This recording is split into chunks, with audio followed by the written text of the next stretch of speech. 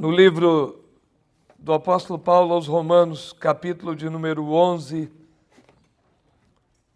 os 4 últimos versículos, verso 33, 34, 35 e 36. Romanos 11. Amém. Feliz por ver a igreja e todos os irmãos nessa tarde. Amém. Louvado seja o Senhor. Eu não sei se tem algum adolescente aqui, nós temos a classe de jovens e adolescentes lá atrás, se quiserem ir. Amém. Ó profundidade das riquezas, tanto da sabedoria quanto do conhecimento de Deus. Quão insondáveis são os seus juízos, inescrutáveis os seus caminhos. Porque quem compreendeu a mente do Senhor, ou quem foi o seu conselheiro, ou quem lhe deu primeiro a ele, para que lhe seja recompensado?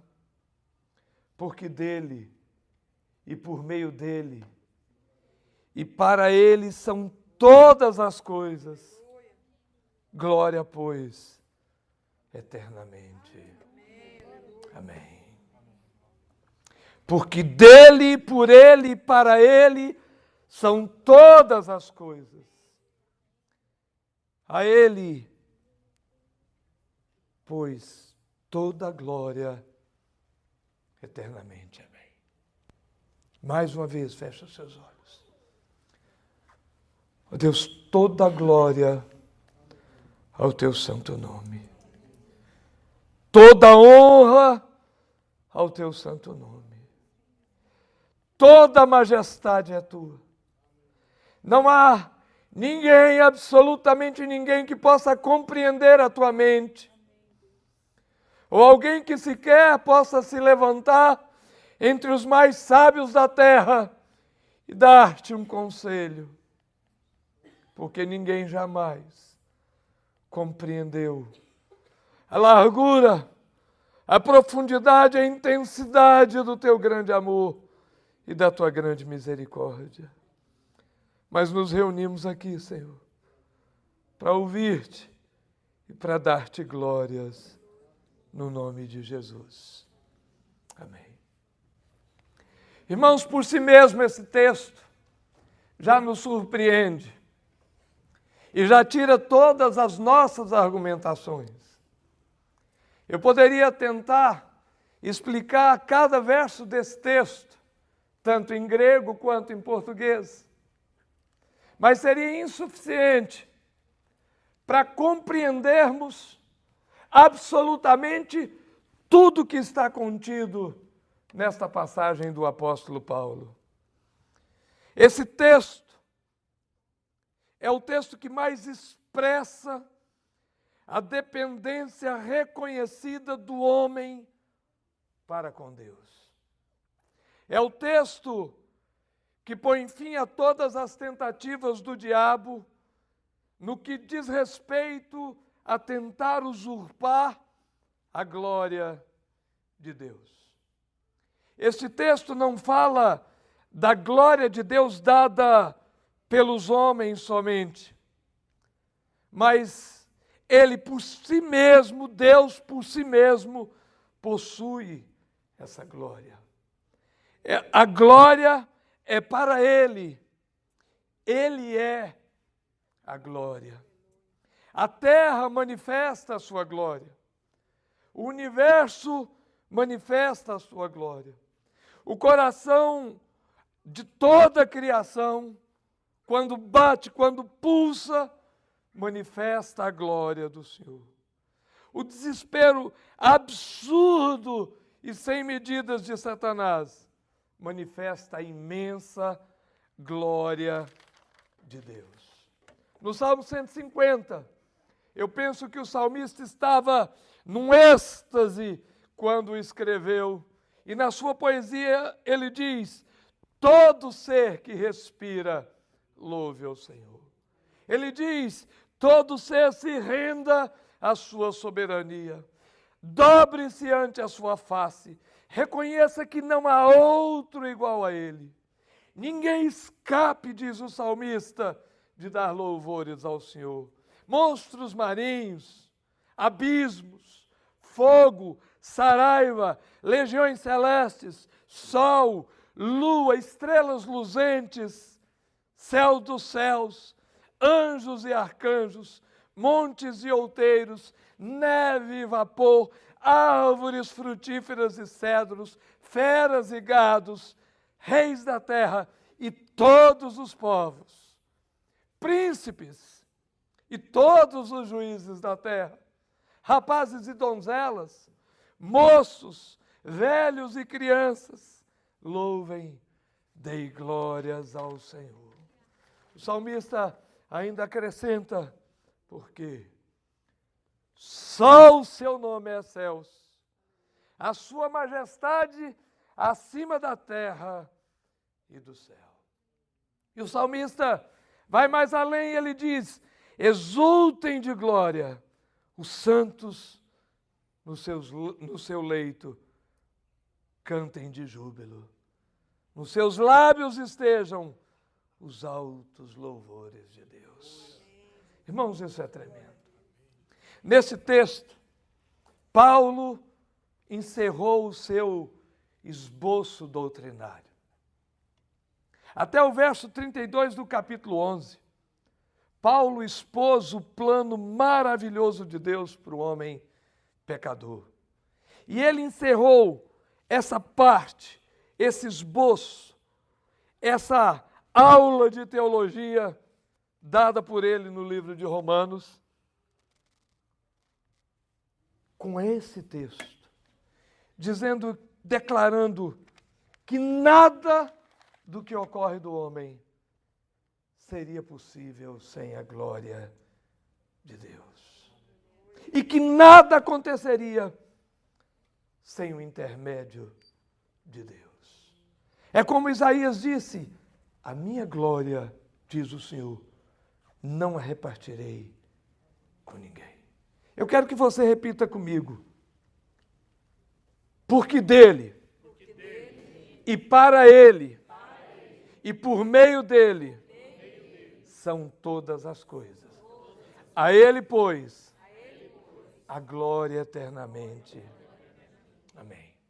Irmãos, nós poderíamos falar para vocês agora, boa noite. Pode ir embora. Acabou o sermão. Poderíamos fazer isso.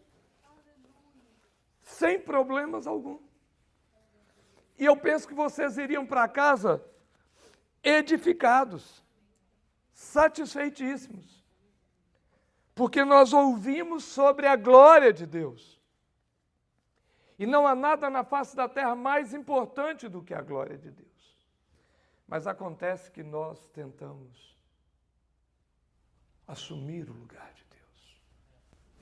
A proposta de Satanás no Éden foi essa. Ele chegou para Eva e disse, não é bem assim essa história da árvore do conhecimento do bem e do mal. Sabe qual é o medo de Deus? É que no dia que vocês comerem dessa árvore, vocês serão iguais a eles. E o grande problema que foi plantado no nosso coração é que nós somos o nosso próprio Deus. E não existe ninguém mais importante na face da terra do que nós mesmos. Ninguém é mais importante do que eu. Nem Deus. Quando Paulo trata da salvação, do capítulo 1 ao capítulo de número 11, os 3 primeiros capítulos ele deixa claro que todo ser humano está perdido. O verso 23 do capítulo 3 ele diz assim, todo homem é pecador. Todos vão morrer no pecado. Não há solução para esse homem. Porque todos pecaram. No capítulo 6, ele diz assim, porque o salário do pecado é a morte. Mas o dom gratuito de Deus é a vida eterna. Paulo vai desenvolvendo o que o homem é, que não há nenhum justo sequer, conforme o capítulo 3. E que mesmo esse homem sendo pecador, Deus trouxe uma solução para ele.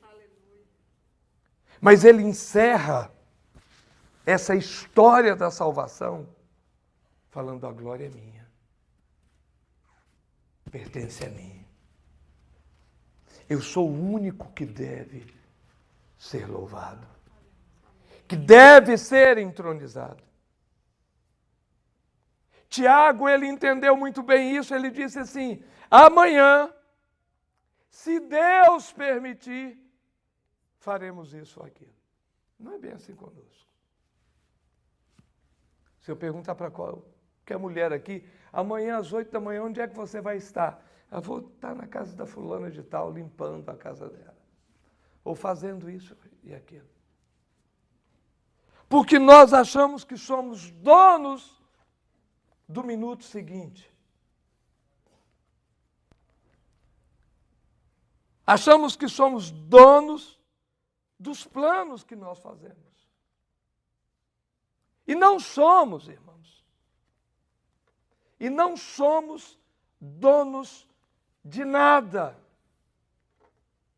Absolutamente nada. Enquanto eu estava aqui no louvor, eu estava me lembrando de alguns pastores que morreram no púlpito pregando. Coisa linda, não? Morrer pregando. Acho que é sonho de todo pastor, né, pastor Carlos? Meu não é não, viu? Quero continuar pregando.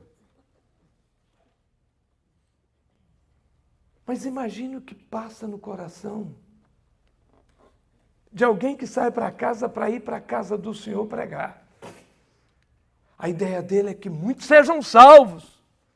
E que no final do culto lá, ele aperte a mão desse irmão e fala: que bom que você aceitou Jesus. Mal sabe que antes de descer do púlpito vai morrer.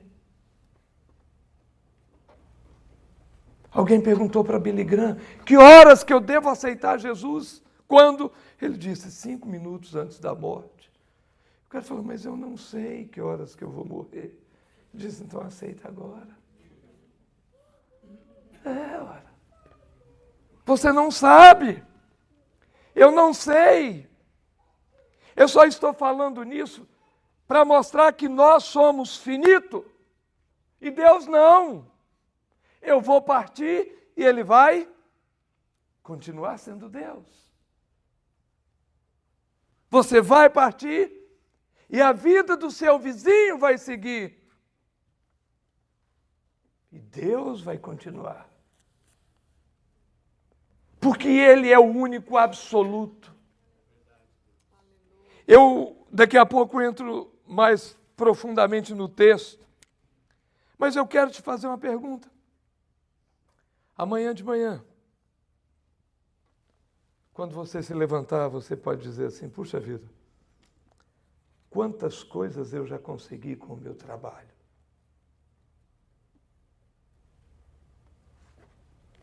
Nós somos assim, não somos?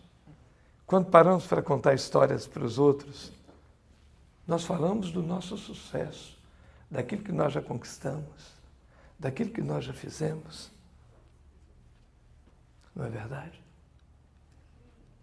Sabe o que você fez?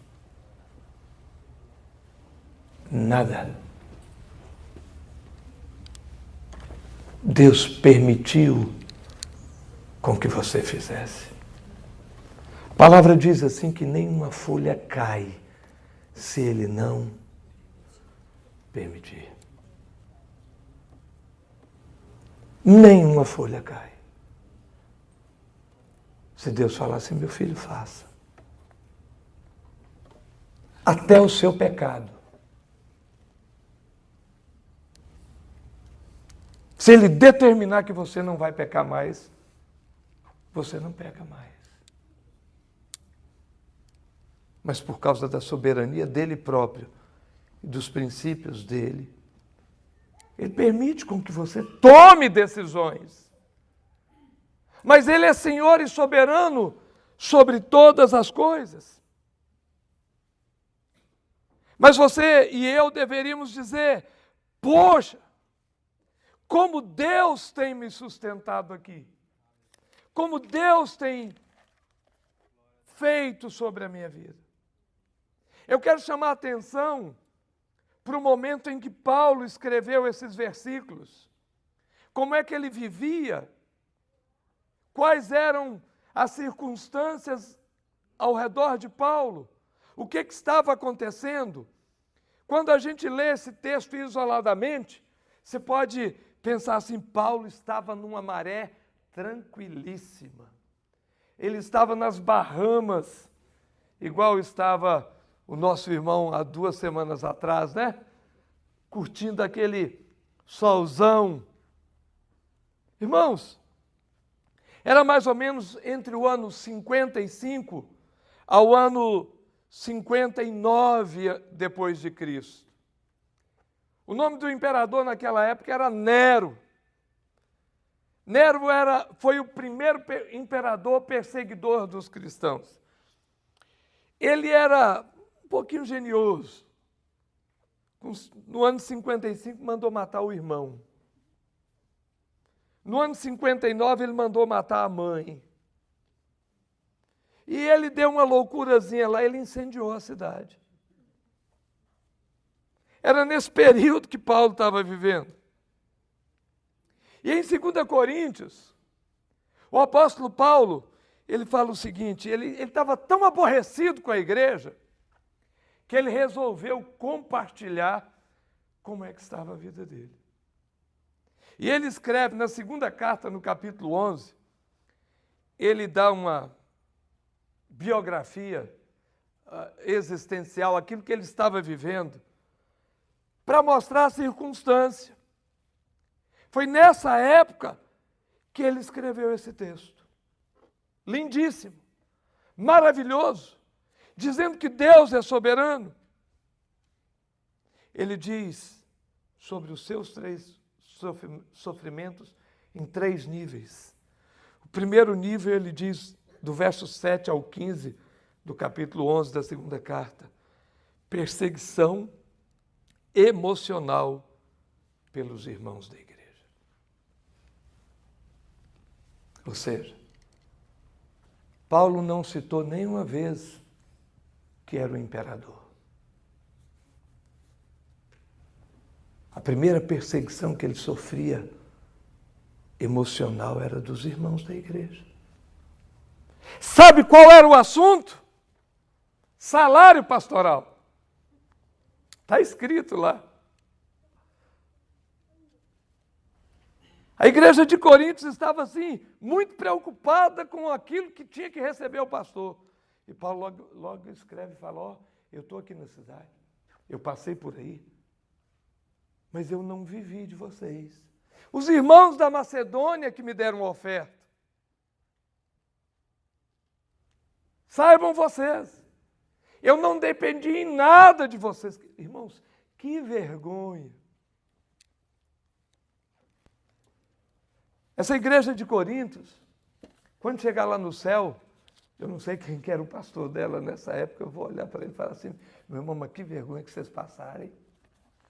Ficou registrado para a história que vocês estavam preocupados com o salário do pastor.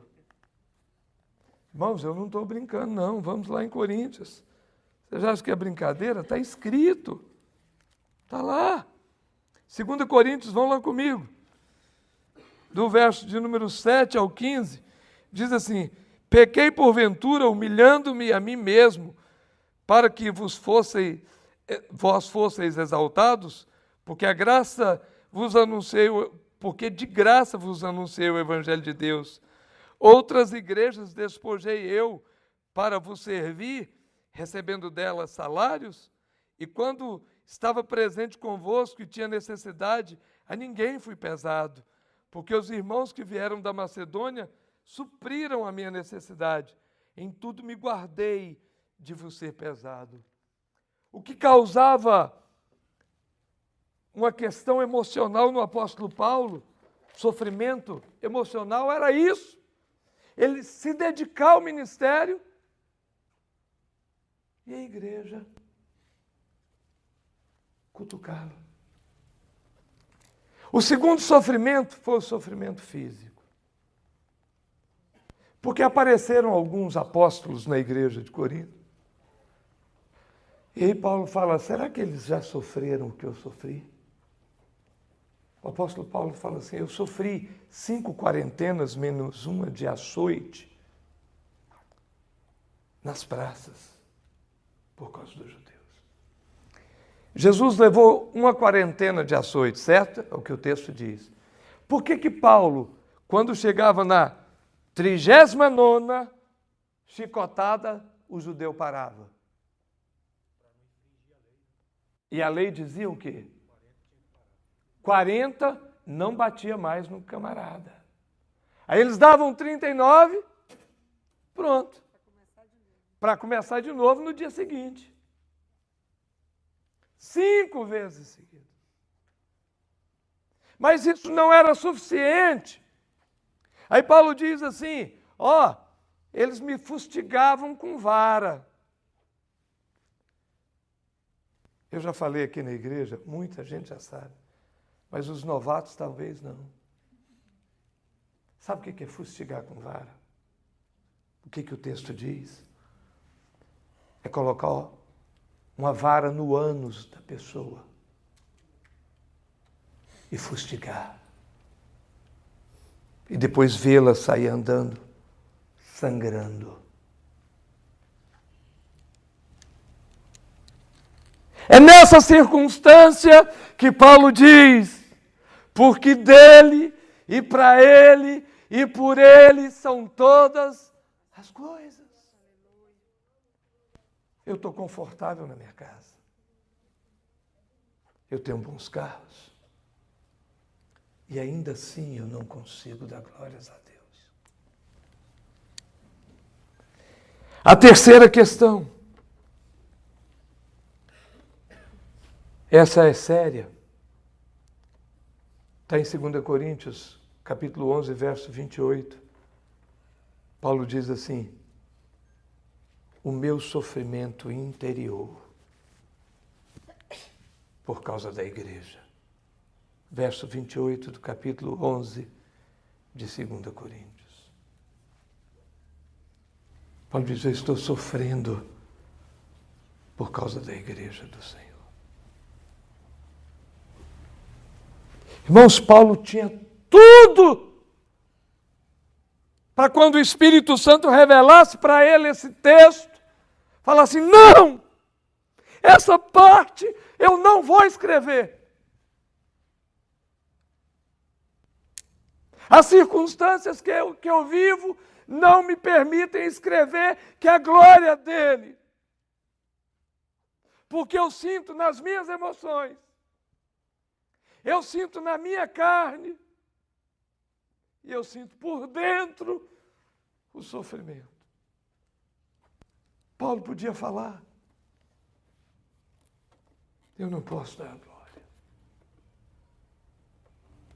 Porque por muito menos nós nos tornamos avarentos, invejosos e não damos glórias ao Senhor. Por questões bem menores, nós levamos irmãos a tribunais. Por questões pequenas, nós cerramos amizades.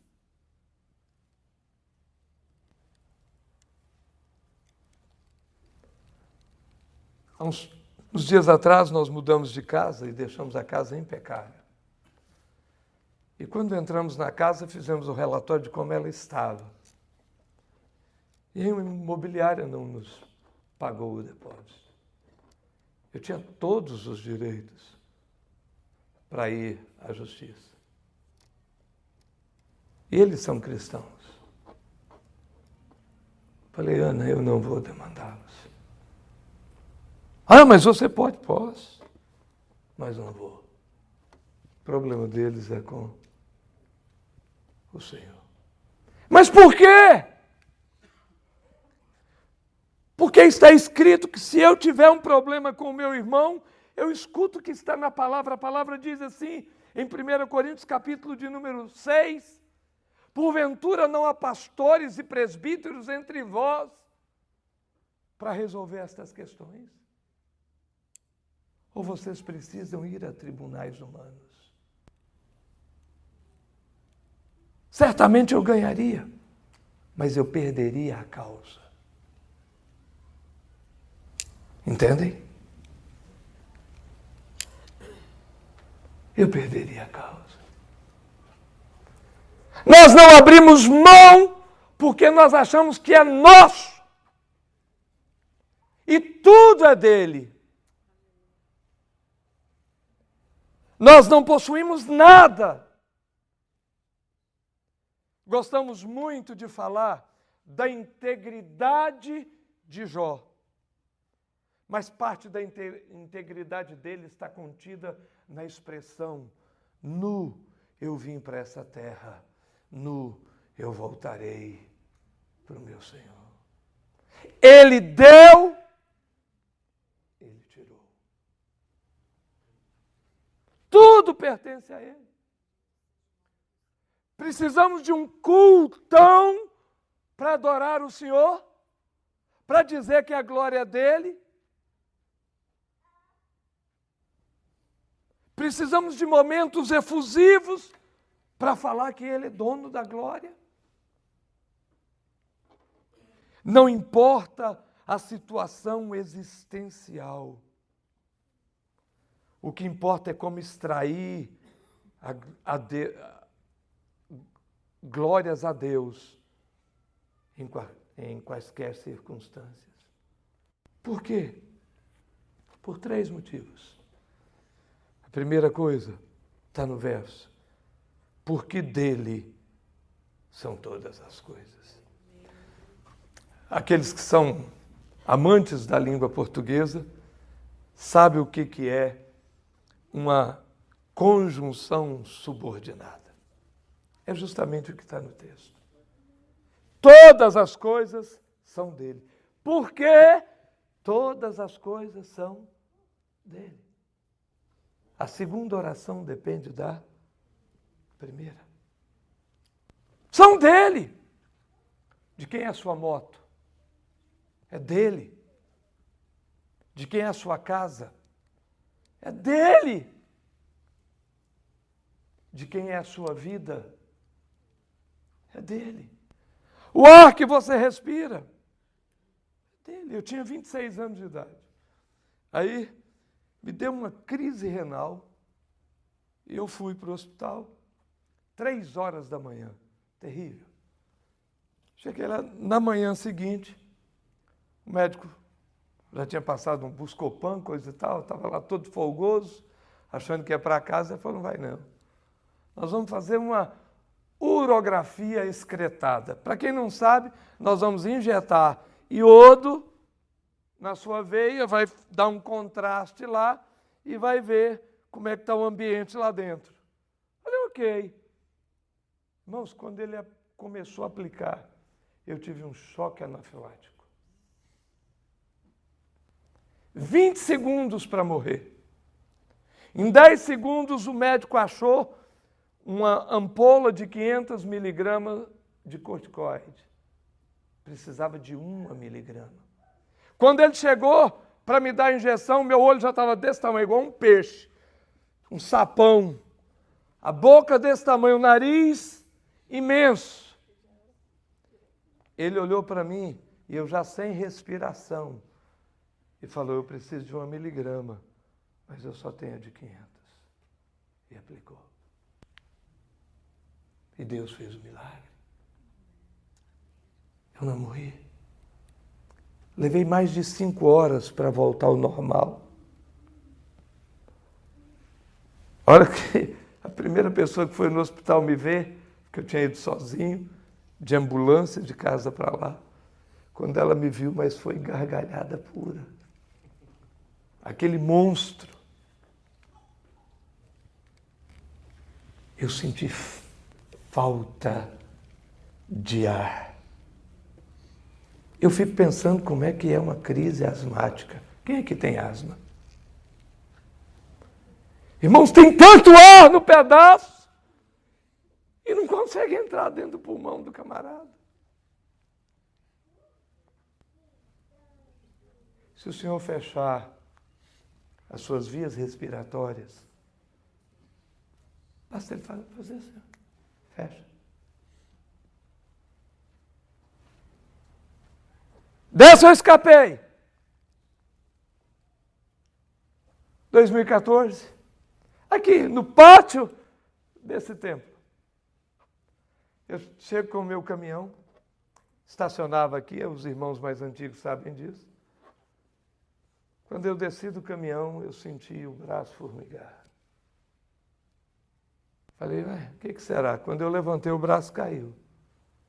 Falei, estou tendo um AVC. Entrei dentro do Publix e falei para a menina assim, me dá uma aspirina.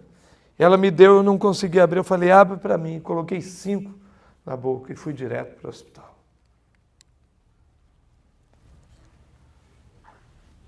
Estava tudo bem.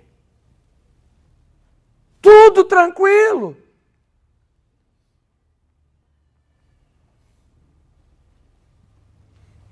Sabe, até aquele dia, quanto era a minha pressão todos os dias?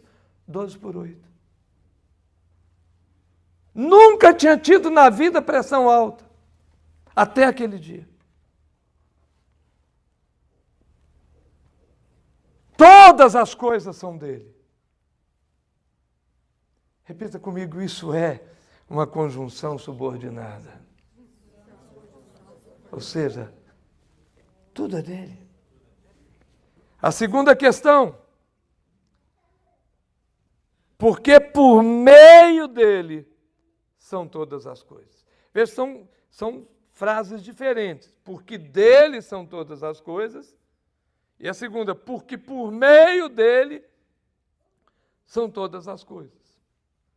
Isso significa uma coisa só, que Deus não necessita que alguém reconheça a glória dele. Porque é por meio dele que a glória dele existe. Não porque eu manifesto, porque eu falo, porque eu reconheço. Não é por isso. Ele é a glória. Dele é a glória. E é por meio dele. Estão entendendo? A terceira coisa é que para ele são todas as coisas. Incrível.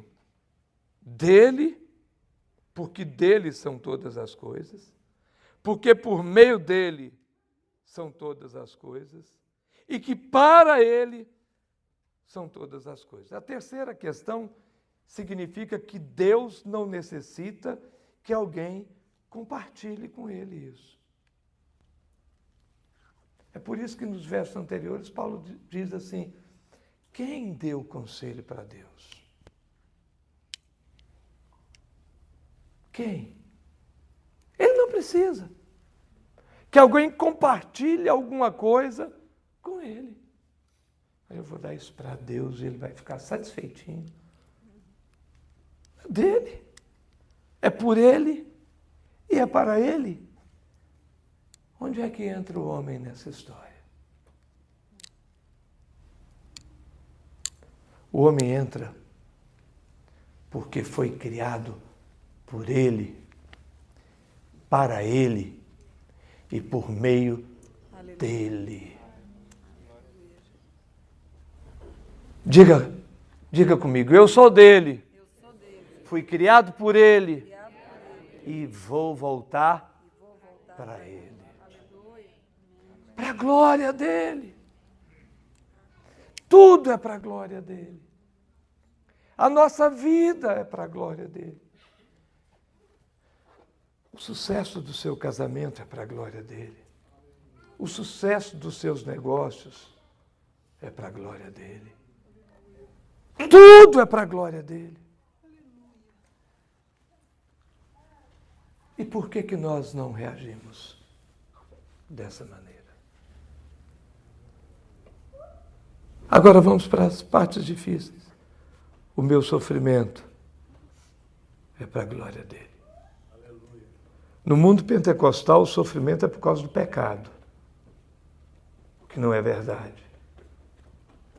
Senão Paulo seria, como ele diz em Gálatas, o maior dos pecadores.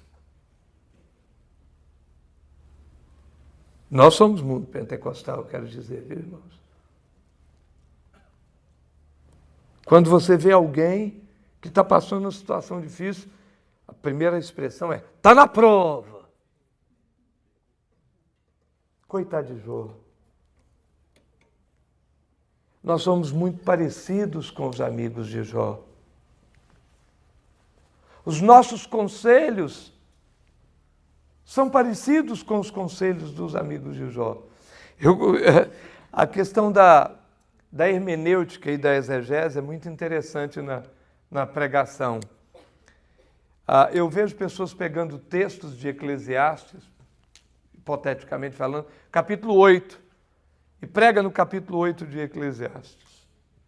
Ou pega o capítulo 20 de Jó e começa a pregar.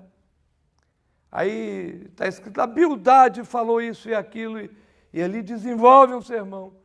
Aí chega lá no final do livro de Jó, Deus vira e fala assim: sabe tudo aquilo que os seus amigos disseram? Tudo era bobagem. Está escrito na Bíblia. Sabe o que Salomão fala em Eclesiastes quando ele vai chegando no capítulo 11? Ele fala, tudo isso que eu escrevi aí para trás, tudo é vaidade. Tudo retrata a vida que eu levei. Porque a nossa tendência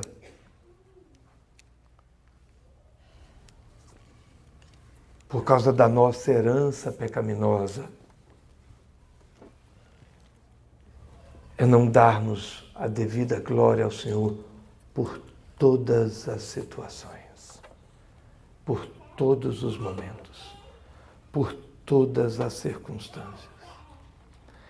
Quando eu era menino, tinha mais ou menos uns 14, 15 anos, eu custei entender.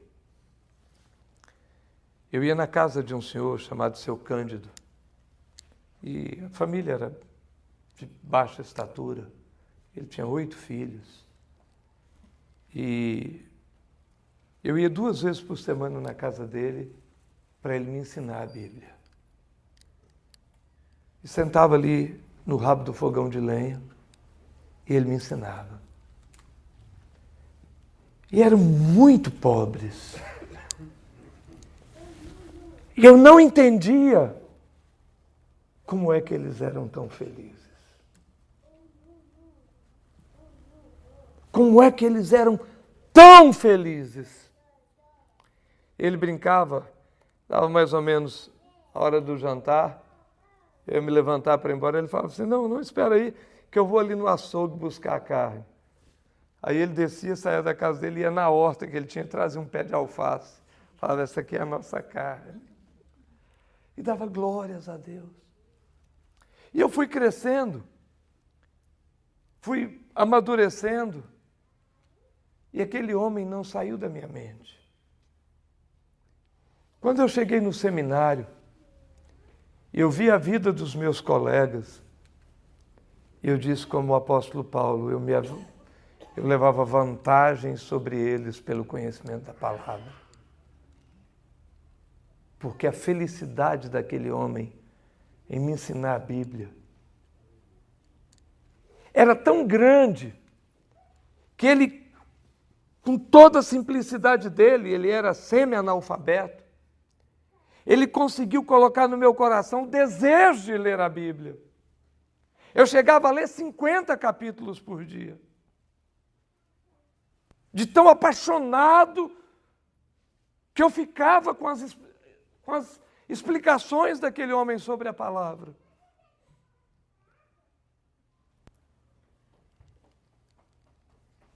Esse homem era conhecido na cidade inteira pela fé que tinha. Irmãos, e sofria. 8 filhos. Vocês não têm ideia do que é ter 8 filhos há 40 anos atrás, há 45 anos atrás. E ser semi-analfabeto. Num país onde a ditadura imperava, que para mim na época foi até joia. Queridos, tanta coisa você tem, por que reclamar? Por que levantar de manhã e não reconhecer a glória dele? A magnitude, o quanto ele é maravilhoso, o quanto ele é bom. Quando você levanta de manhã, você tem o seu trabalho, o seu emprego, a sua casa, os seus filhos, seus carros. Nem todos aqui vieram na mesma condição de alguns que eu já conheci aqui. Gente que era peão na roça.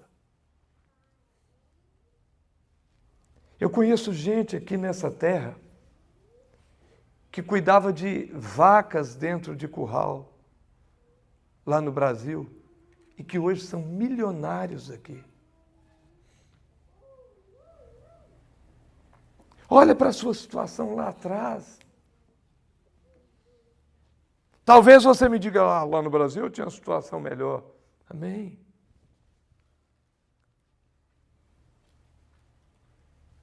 Irmãos,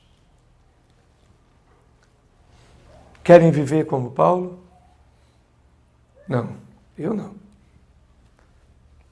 Tem gente que fala assim, aquela época que era boa. Boa nada. A época de Paulo não era boa não, irmãos. A igreja sofria.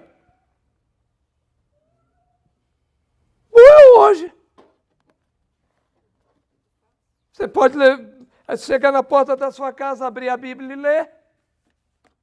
Ir lá no meio da praça e ler. Tranquilo, chegar lá na praia, fazer um luau. Tranquilo, sem nenhuma perseguição. Vá lá para o meio da Ásia. Vá lá no meio dos países muçulmanos. Chega, leva. Você não precisa nem ler. No aeroporto você chega assim lá, nos países muçulmanos, com a Bíblia debaixo do braço. Só você entra lá.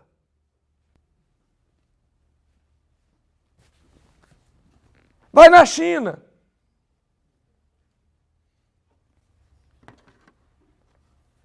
Quantos motivos nós temos para dar glórias a Deus?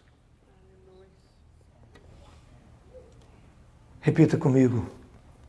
Eu sou dele, para ele, e vou voltar para ele. Amém? Vamos glorificar ao Senhor. Pai, nós te louvamos, nós te bendizemos, nós te exaltamos e nós reconhecemos que somos do Senhor, que viemos do Senhor e que voltaremos para o Senhor. E que em nós, o que importa não são as coisas que temos, mas o que somos no Senhor.